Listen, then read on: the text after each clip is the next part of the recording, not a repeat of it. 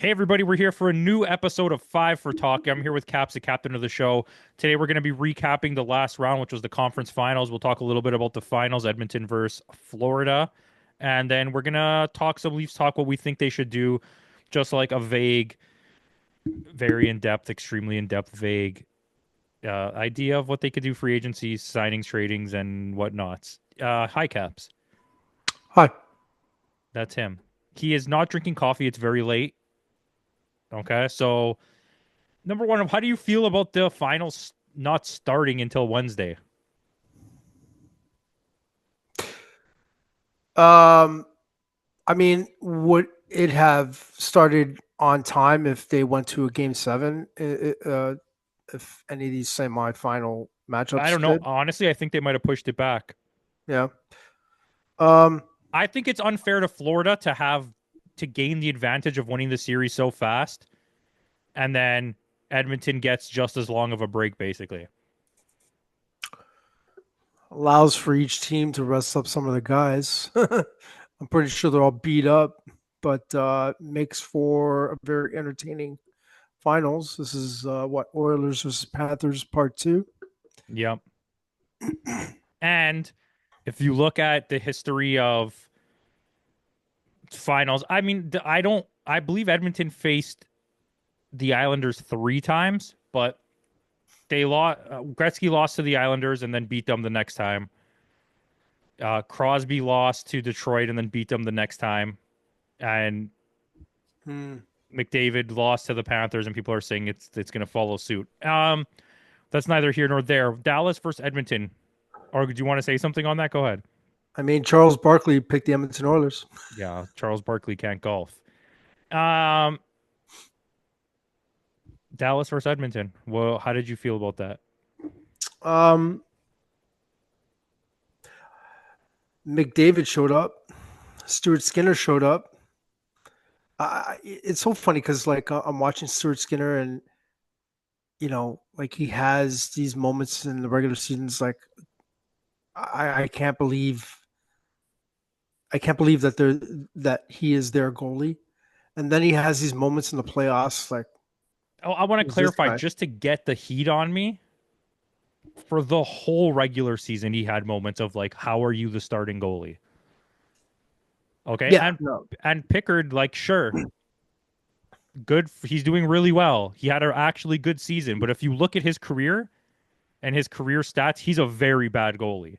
Like he's a career 30th backup goalie in the NHL. it's And crazy. How they have these guys as their goalies.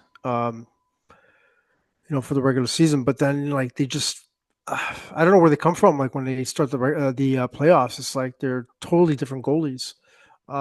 Stuart Skinner's been awesome both of this them series. have.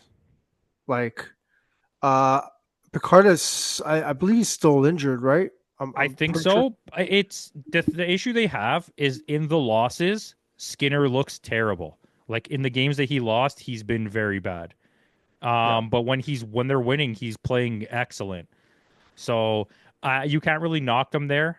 I thought Dallas would at least win one more game. it's crazy. Um, but the Edmonton Oilers are just relentless in their attack. It's just amazing what they're able to do. Their depth, incredible. McDavid is he's just a beast. I can't say enough good things about him. Yeah. He's just a beast. Oh, he's the best. Um, Hyman's going to be a huge loss for him. I know he's gone, but I believe they got Ekholm back. But it's going to be, yeah, it's going to be an interesting finals. Yeah, I think so. It's like when you look at their team on paper, I don't see the depth, but when you watch them play, it exists. So it's like you can't knock it. One of their biggest issues all season outside of goaltending was their awful defense. And I don't know where they came from now. I have no idea, but they're great.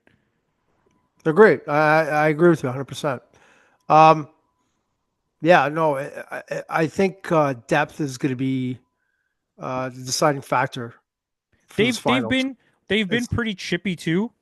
Yeah. Edmonton, I mean, LA kind of gave it back to them, but then the next two series, they kind of just did whatever they wanted to the other team without repercussion.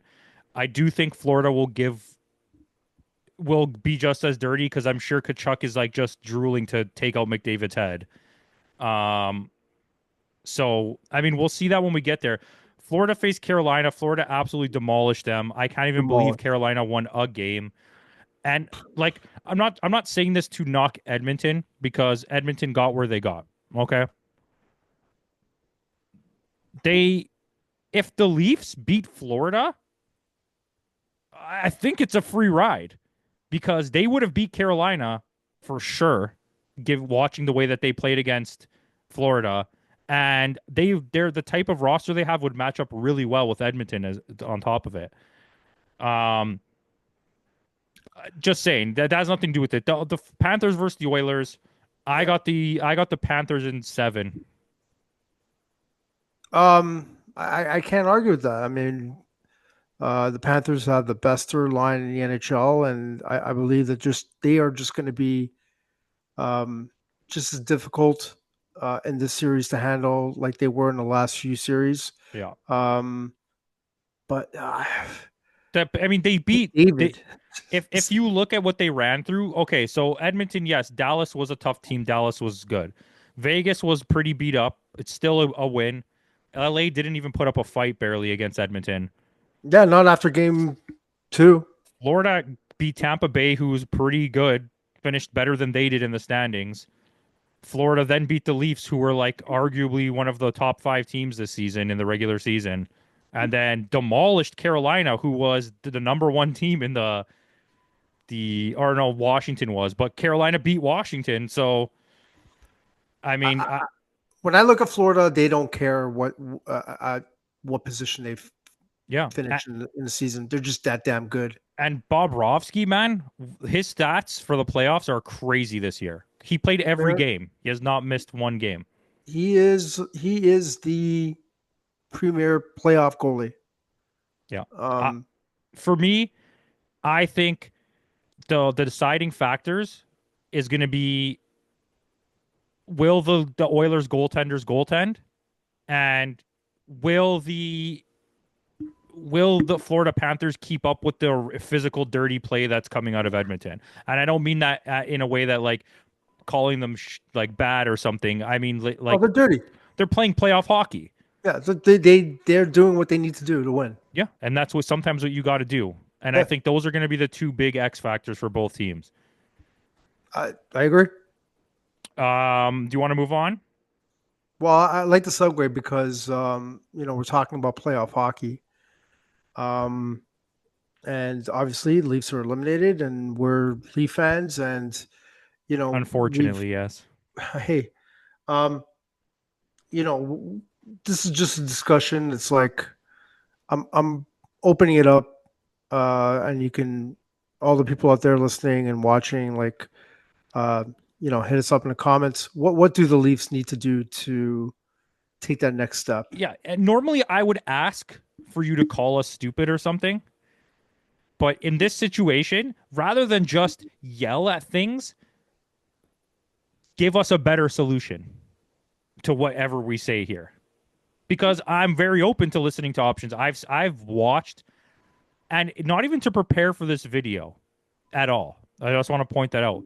It just kept coming up in my feed. I've watched like every single major hockey YouTuber's video of what the Leafs should do. And I kind of just settled on my own things here. Which is it's a free country. Yeah. So you go ahead and give them what you think they like some options for what the Leafs can do, and then I have an entire list. Well, first and foremost, they can't repeat, the same things over and over and over again. It's just not working. Um, it's become very apparent, and we said this in the last year and the year before that their issue is not goaltending and it's not defense. It's scoring. It's always been scoring. So they need to, and they need to have a little more grit, and they need to be able to adapt to playoff hockey. I thought this year was the closest thing to that, but they need more. Um, some of their big stars have disappeared in the playoffs, and they need to they need to play with players that complement or to push them to play that kind of style of play. Um, they need to change some things, and this is just a victim of circumstance. They need to let one of the big guys go. When you're running into a situation like Marner is right now, where he's up for a new contract, I think he's just um, the start. He needs to be the one. He needs to be that guy that needs to, find success elsewhere and to open up that spot for new guys to come in and do their thing. And we're talking about playoff hockey players. Um, so that's one thing. So I'll just throw landing spots right now. Like the biggest ones they're saying are Vegas, Anaheim, New York Islanders, and Pittsburgh for Marner. I would imagine that Marner would want to go to a contender. But Apparently, I don't know. we don't know if any of this is true. Apparently, he just likes the idea of L.A., right? Yeah, And I don't think the Kings have space to pull him in. I don't know. I mean, like unless they do a sign and trade, but I don't know if But they'll agree to that. maybe the Kings convince Marner, if you want to play for us, you got to sign there and then get traded here so we could dump salary, right? Yeah, it'll be interesting what they bring back the other way, but um, I don't know who would be. I wouldn't And know. that I got to changes look at the my whole roster, and I thing if wasn't that prepared for happens. that. If that happens, that changes my whole thing. So we're not even opening that bag. Yeah, Um, Tavares. I mean, I'm on the fence with Tavares. I mean, he would. First and foremost, they need depth. So if he can come back on a discount, he's automatically a third line center. He can't. He cannot play second line center I anymore. think this is good. We're different already. And that's just an Uh-huh. opinion. He's I think he's going to be like what 34 years old next year. So and it looked like his skating was affecting him during the playoffs. It looked like he got a little slower, but that's just me. That's the eye test. That's what I saw. I think me and you cold heartedly agree on Riley. Um, he- yeah, I just saw way too many mistakes during the playoffs. It's just really hard uh, to convince me to go on another year with Riley. Um, Something's got to give, and I know it's going to be difficult because he's got a no moving clause, but they got to do something with him. So those are the guys I think should go. I'm not saying in Marner's case, I don't think he's a bad player. I just think he needs a change of scenery. Riley's case, like he's up and down. Um, but uh, guys that are coming back the other way, players that are, you know what? Let's go this way. You tell me who needs to go, and then we'll talk about some of the free agents that are available during the summer. Everybody you said. My thing is more of I gotta just run through it because I don't know who's getting cut. I just have a list of who's staying. Um, but I have a lot of people going out. You want me to go? You want me to give you mine, and you can. Yeah, go. So they have 25.5 cap. I think Okay, it's 26, right? 20 it says 25.5 on cap. Okay. Okay. That's I'm with Wolves' new contract, by the way. yeah. So I'm signing Tavares for $5 million for 3 years.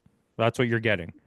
I'm signing Knives 7 million for he could take a bridge if he wants at 7 million, or he can sign 4 years at 7 million. That's what I'm offering because I don't think he'll go longer because he's still young. I'm signing Pacioretty 1 year at the minimum. I'm he's signing. contemplating retirement, by the way. But Well, we're gonna convince him to stay for 1 year. Okay, this is my show. Lawrence is I just getting. think he's broken down. I don't know if he wants to go another year. Well, let's That's why. see. Lawrence is getting 1.5 for 2 years, 1 year, 2 years, whatever you want to get it for him. Yeah, I like him. I'm signing Riley Smith for 4.5 million for 1 or 2 seasons. I'm Oh, signing like, wait a minute. 4.5 Riley's. a mil, Yeah, like a year. 4.5 a year for either 1 or 2 years. Okay, That's let too me. expensive. Okay, well, you can have yours. I'm signing either one of David Savard, Matt Grzelcyk, or Jeff Petrie with the rest of the money they have left in cap space. Hmm. Then I'm trading Morgan Riley and either the 25 second and fifth or and the 27 third, maybe all three picks to Pittsburgh for Carlson. And they're retaining $4 million, which puts them at the exact same salary cap, so it doesn't move. Then I'm either getting somebody in this trade that we're not using, or I'm signing and trading Robertson with OEL and a bunch of picks to the Rangers for Kreider. You're like, oh shit. Okay, there's a bunch of picks here: 25 third, 25th 7, 27 second, 27 sixth. You can add all of those if you want. Is I'm Kreider cutting. not a free agent? No, he has 1 year left. Okay. I'm finding a way to cut Yarncroc. Whatever I have to do, I'll pay you under the table to take a cut and just retire or something. Okay, and I'll give you my lines. No, no, Not no, no, not yet. okay. No lines. No, not yet, not yet. I want to add one person to that. I'm finding a way to trade Damon Camp. If you can trade Camp, you can use the money freed up here from him to help sign somebody else. But for me, Look, I don't have that in here. But I agree with you. If you can do that, I'll take that. yeah, it's just like I just don't feel like he should be playing another year with the Leafs at $2.5 million or whatever the hell it is. It's just insane. Like they can utilize the money for better options. Fair enough. Jan Krok, I agree 100%. It's like I don't even think he's scored a playoff goal in like 2 years. It's like, come on, it's like, what are we talking about here? It's he. We need I depth swear, scoring. okay, I might be making this up so someone can check this. I swear I was watching Steve Dangle and he said in like 43 total playoff games, Yarncroc has 1 goal or some shit like that. It's crazy. Um, the Kreider thing, I heard about this. I know 2 years ago he was a great player. I know last year he was broken down. I think he had a bad back or whatever the hell it was, or bad knees. I'm not sure. But with the Leafs technology and therapy and stuff like that, I think there would be a good project for them to try and build this guy back up again. And he has 1 year I'm left. If it doesn't work, just let him go. yeah, I'm okay with the idea. I have no problem with the idea. I like OEL. I know, but I think you solve it here. I mean, it's not you can put someone else in there. They need a defenseman though. The Rangers need a defenseman, and they're not trading that trade to you just for Robertson. Yeah, it's just we're gonna have to bring in another defenseman. Well, I Um, I, I gave you a list of guys. yeah. You mentioned Eric Carlson a couple times during our chat, and I'm trying to. Every I, single person has offered a trade in their simulated trades. Riley for Carlson I'm trying to. So my question to you is why Carlson? because he's a better defenseman in every aspect than Riley, and he's doesn't change the structure of what your lineup is because Riley brings a similar thing. Carlson's just better and has more experience. Since I'm trying to remember his playing in the last year at 35 years old. I'm not. I'm just trying to see if he still This is has what I it in want you to him. do more than trying to think of what Carlson has done. Think of how bad Riley has been. No, I'm open to change. I'm just No, trying I know to what you're see. saying. I'm just Yeah. trying. You can't trade Riley for a defensive defenseman. It has to be an offensive defenseman. Oh yeah, yeah. No, I understand. And I know they have to get offense I from the mean, defense. you can find a way to trade Riley to a team that he wants to go to where you don't really take any salary back, and instead of signing one of the guys I said, you can sign Provorov. It's going to be difficult, like because you got Riley and you got Carlson both with no movement clauses. I mean, it's going to be tough. There's a couple guys. I saw a rumor of a couple guys in Buffalo that are looking to be Well, they who are apparently want to move Ristolainen. No, wait, that's on Philadelphia. They want to no. move Paterka, which the Leafs can't afford that. There's a young And dude in Bowen Buffalo. Byram, their defenseman Byram wants out. Yeah, him.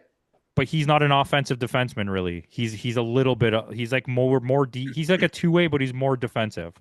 Well, I suppose since you're trying to move out OEL, I mean that's we can make room for that. But like, I'm just trying to, I don't If know you the could work Carlson it out, thing. right? Like my thing is just basic, like just looking at things quickly. How can I make this team better? And I think better It'll to be me interesting. is change. Better to me It, is change. So do it's you want it's to hear the interesting. lines? It's interesting. Before you get to the lines, Go ahead. Bennett and You're do you not think getting Bennett. Bennett? Do you think Bennett will go to the free agency, or do you think Bennett will re-sign Either with way, he's Florida? going to get paid more than the Leafs can afford. Yeah, I know he's looking for a big contract. Um, no chance of re-signing in Florida. Yeah, I think so. Yeah, Yeah. I think he'd Um, rather take a cut to stay on a winning team when he doesn't have to pay tax. Do you know what I mean? yeah. But you don't think he's looking for the big payday as well? I mean, the big payday. What's the big payday for him? Like 10 mil. 10 million or 7 million in Florida with no It's taxes. yeah, It's no. like the It's same thing. um first and foremost, I don't even think he's worth 10 million because it's like $10 million for a 50-point player, but he's a great playoff performer. Yeah, and I don't That's the disagree thing. with it, but for the Leafs situation, they can't bring that. Yeah. How about Ehlers? I like Ehlers, but he's gonna want more than Kreider. And I think what happens is if you make a move for Kreider, I mean for Ehlers to get Ehlers, you're looking at probably in the eights, and then you have to keep a chunk of this team. You got to try to figure out a way to keep Robertson at a dirt cheap contract. You probably can't move Yarncroc.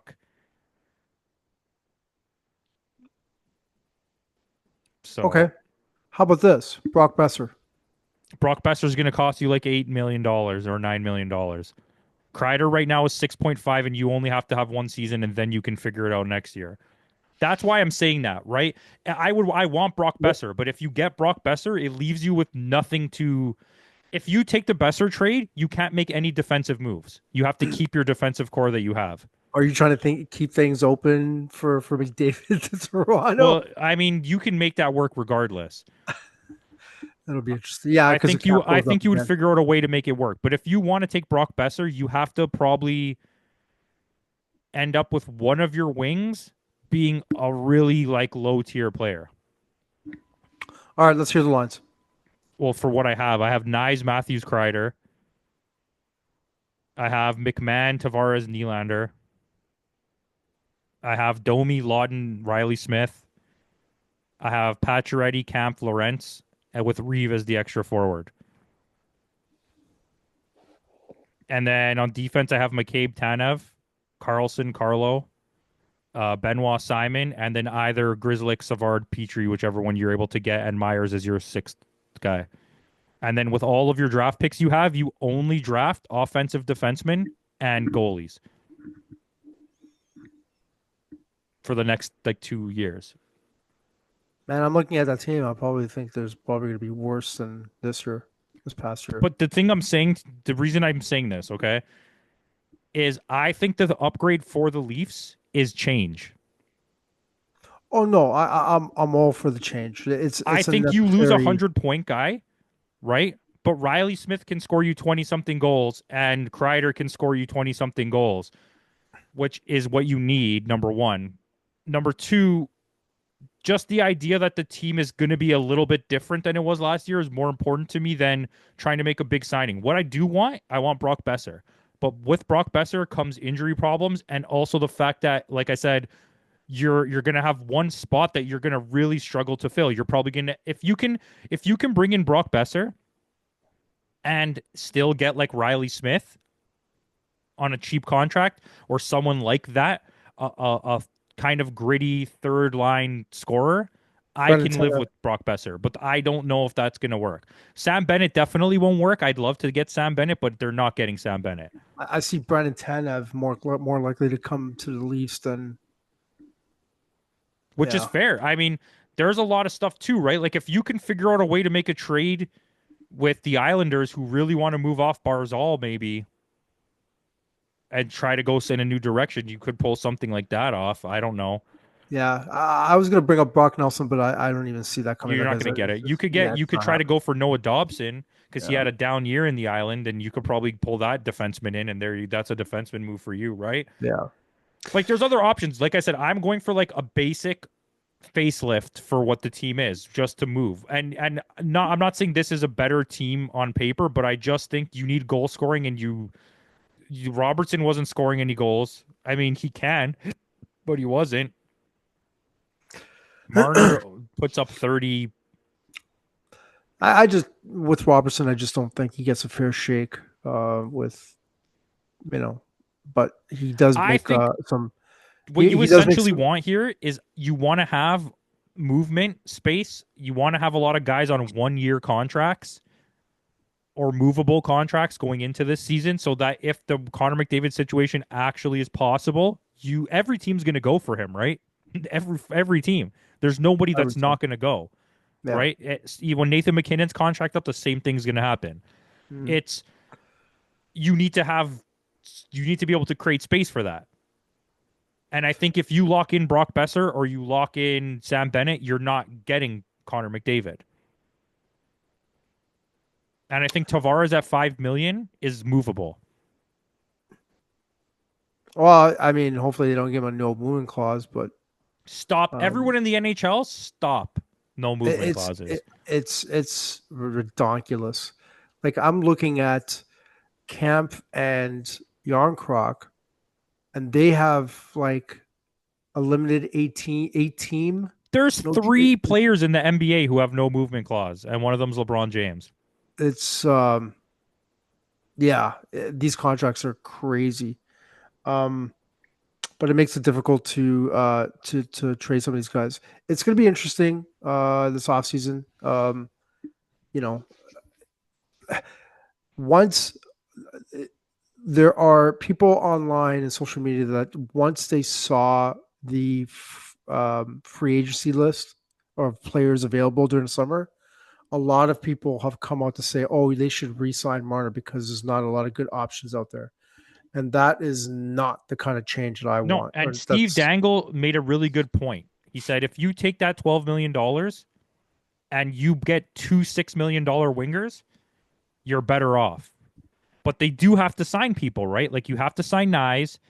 And if you want another offensive defenseman, you have to figure out a move you're going to make for it. And in my opinion, Riley is an offensive defenseman, but he has to go. And I think everyone agrees that's a Leaf pundit. I'm not going to talk about every Leaf fan because I know people love him, but on your back end, he's got to go, which means now you have to get two offensive defensemen because if you replace him, you need to replace him with someone offensive.